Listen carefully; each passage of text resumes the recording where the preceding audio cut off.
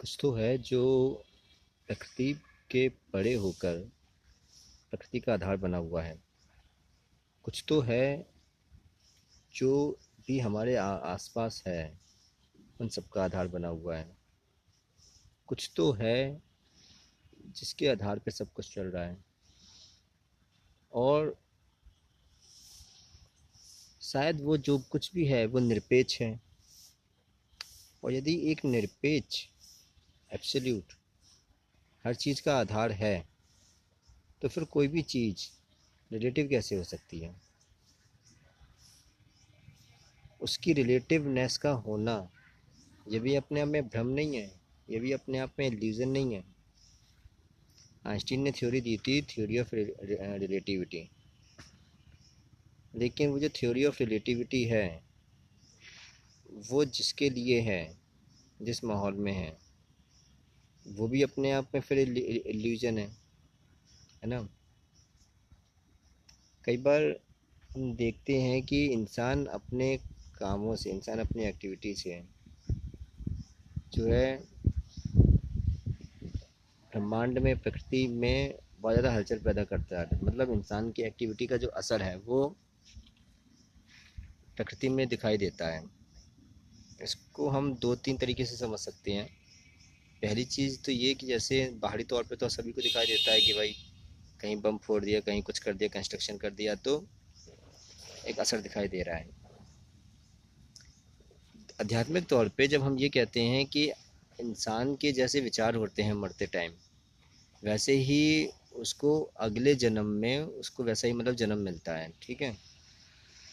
और यदि तत्व ज्ञान वाले तरफ चले जाएं, उपनिषदों की तरफ चले जाएं, तो फिर वो कहते हैं कि ये जो पुनर्जन्म की जो बात कही जाती है, इसमें भी ये जो अहम वृत्ति का जो पुनर्जन्म होता है, ये विचारों पर आधारित होता है कि मरते टाइम जैसे विचार होते हैं वैसे आपकी अहम वृत्ति वैसे ही फिर योनि में, वैसे ही शरीर में फिर प्रवेश करती है। तो क्या वो जो विचार के तल की का जो जीवन है, विचार के तल का जीवन जो है आपकी जो मतलब कॉन्शियसनेस है, चेतना कह लीजिए, उसको इस तरीके से परिवर्तित नहीं करती हो। बिल्कुल सूक्ष्म लेवल पे वो परिवर्तन नहीं हो जाता है, ब्रह्मांडीय लेवल पर, बिल्कुल सूक्ष्म तल पर भी। और इतना सूक्ष्म तल है कि आमतौर पे हम उसे ऑब्जर्व नहीं कर पाते हैं, एनालिसिस नहीं कर पाते हैं। और वो जो सूक्ष्म सूक्ष्म बन के पूरा ब्रह्मांड बना होता है, तो सूक्ष्म तल पे भी है और ब्रह्मांडीय तल पे भी है। तो बिल्कुल एक विचार के होने से, विचार जो अपने आप में वैसा कुछ होता नहीं है ना, लेकिन फिर भी भ्रमवश तो हम मानते ही है ना कि विचार होता है। तो विचारों के होने से बिल्कुल सूक्ष्म तल पे वो जो एनर्जी कह लीजिए, चेतना कह लीजिए, कॉन्शियसनेस कह लीजिए, वो इस तरीके से बदल जाती है, उसका स्वरूप इस तरीके से बदल जाता है कि वो पर्टिकुलर तरीके के शरीर में चली जाती है, वो एक पर्टिकुलर तरीके के योनि में चली जाती है ना। यानी कि विचारों से सोचिए, इनटेंजिबल तौर पर कितने गहरे लेवल पे जो है हम परिवर्तन कर सकते हैं। और शायद इसी परिवर्तन को जो लोग कहते हैं कि उनका जो है पंच तत्व पे कंट्रोल हुआ करता था, शायद वो उस चीज़ को समझते होंगे, है ना।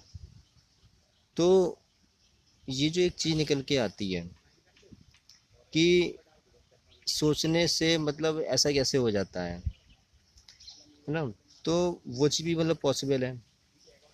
दूसरी एक और इसकी जो साइड है वो ये कि अगर सोचने से कॉन्शियसनेस का लेवल, मतलब उसका जो स्वरूप है वो चेंज हो जाता है ना, तो इसका मतलब क्या है कि संकल्प मात्र से हम एनर्जी का स्वरूप भी चेंज कर सकते हैं।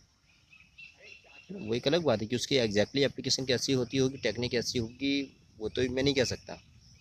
लेकिन अगर संकल्प मात्र से कि एक संकल्प है, उसका एक विचार है, विचार से फिर मरते टाइम आपकी जो है जब आपकी चेतना ये शरीर छोड़ रही है, उस समय उसका क्या स्वरूप है आंतरिक तल पर, उसके आधार पर डिसाइड होता है कि वो आगे जो है कौन से शरीर में प्रवेश करेगी, ठीक है। क्योंकि जब तक वो आपका शरीर नहीं छोड़ रही है, तब तक आपके शरीर को भी वो उसी तल का बना देती है।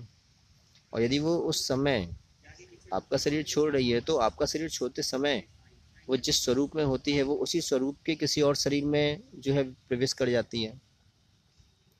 अब यहाँ पे फिर एक और चीज़ उठती है कि इस विचार से या संकल्प से ये जो बात उठती है कि चेतना का स्वरूप चेंज हो गया, अहम वृत्ति का स्वरूप चेंज हो गया। स्वरूप माने क्या, तल माने क्या, ये किस तरीके से है कि मतलब उसका एग्जैक्टली स्ट्रक्चर कैसा होता होगा, कैरेक्टरिस्टिक्स कैसी होती होगी, प्रॉपर्टीज़ कैसी होती होगी कि ये डिसाइड हो जाता है कि भाई ये आदमी जो है ऐसा ऐसा विचार कर रहा है तो ऐसे ऐसे उसमें जूनी में जा रहा है या ऐसे ऐसे उसमें जा रहा है, अगर जो लोग मानते हैं उसके लिए है, ठीक है।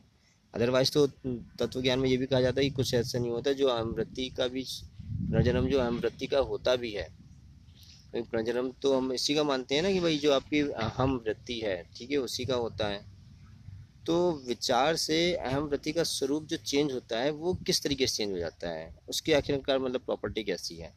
फिर ये सवाल भी उठता है, क्योंकि अगर ये सवाल उठे तो साइंटिफिक तौर पे भी उसको एक जो है देखा जा सकता है, इसका एक फिनोमेना मतलब बनाया जा सकता है ना।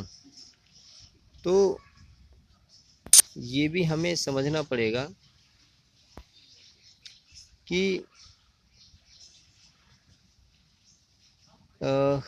इसको कैसे हैंडल किया जाए, मतलब क्योंकि अगर वाकई में चेंजेस होते हैं, है ना, तो इंसान के विचार, उससे विचारों से अहम वृत्ति की प्रॉपर्टी, संरचना, स्ट्रक्चर, कुछ भी कह सकते हैं, या ऐसे कह लो वाइब्रेशन की फ्रिक्वेंसी, क्योंकि हम तो कहते हैं ना कि सब कुछ वाइब्रेशन से बना है। और फिर अलग अलग टाइप के योनियों से संबंधित कोई वाइब्रेशन हो अगर, हालांकि सब अभी हाइपोथेसिस टाइप से है, मतलब थ्योरी टाइप से, तो उसके उन दोनों को मैच करके ये देखा जा सकता है कि हाँ भाई ये मरते टाइम ऐसा था, ऐसे ऐसे विचार होते हैं तो ऐसे ऐसे उसमें जाता है। शायद इसीलिए वो जो पुराण वगैरह में जो भी बातें कही जाती हैं कि ऐसे ऐसा अगर करते हो तो इस योनि में मिलता है, इस योनि में मिलता है, इस योनि में मिलता है, शायद हो सकता है कि उस समय ऐसा कुछ होता होगा।